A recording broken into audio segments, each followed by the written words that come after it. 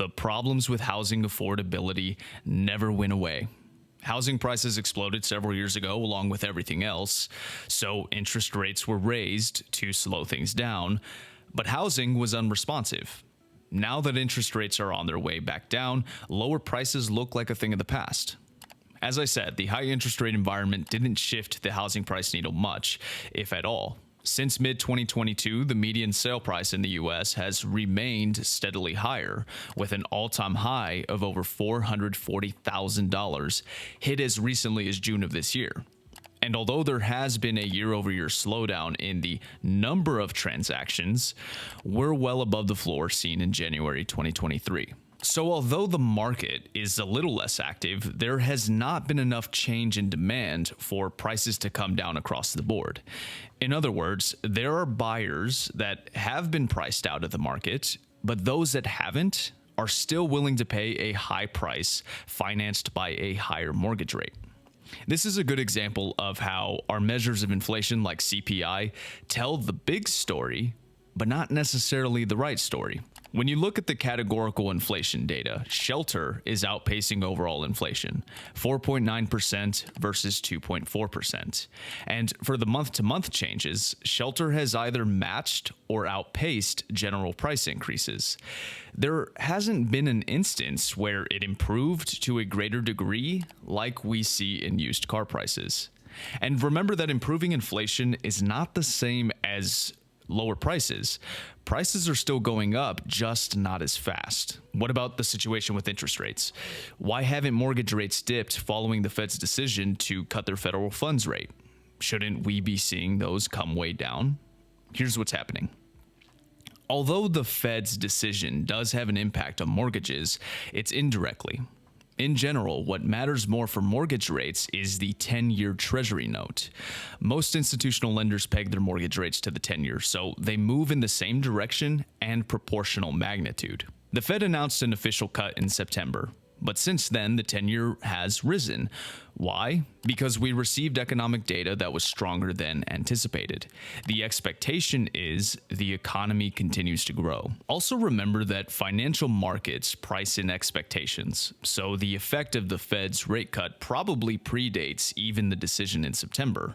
And if you compare the 10-year trend to mortgage rates, they look very similar. So housing prices are still high, interest rates are still high with the chance they don't come down at least anytime soon. And although there's data to suggest wages have kept up with inflation, I don't know if that's true about housing inflation. So it's no wonder housing is unaffordable for most of us. And there isn't a clear path forward in which that changes. Here's what I mean. Affordability is made up of two major components outside of our wages: prices and the cost of financing, as it relates to housing, property prices, and mortgage rates.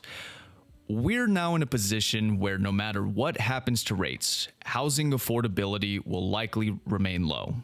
Let's say the interest rates fall to 3-4%. What will happen is so many people will enter the market for a house that housing prices will skyrocket again, likely negating the cheaper cost of financing.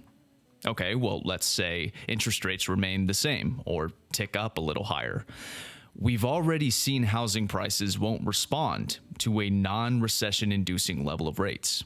So the solution to this problem is likely not on the buy side if the economy is to avoid a downturn. The solution will come from the supply side. We need more housing, simple as that. More houses on the market to introduce more competition and to offer a total supply that can keep up pace with demand. How that supply improves can take many forms: more incentivized building, revisiting zoning laws, a different approach to dense architecture, build up, not out, and perhaps institutional investment firms buying up residential real estate needs to be regulated. An improvement on the supply side won't do us much good if we aren't the ones buying. Is there a case where interest rates are low enough for those 2020, 2021 buyers to finally feel comfortable parting ways with their home? Absolutely. But rates would have to be really, really low. And we're just a long way away from that. So probably not the supply side event we're looking for.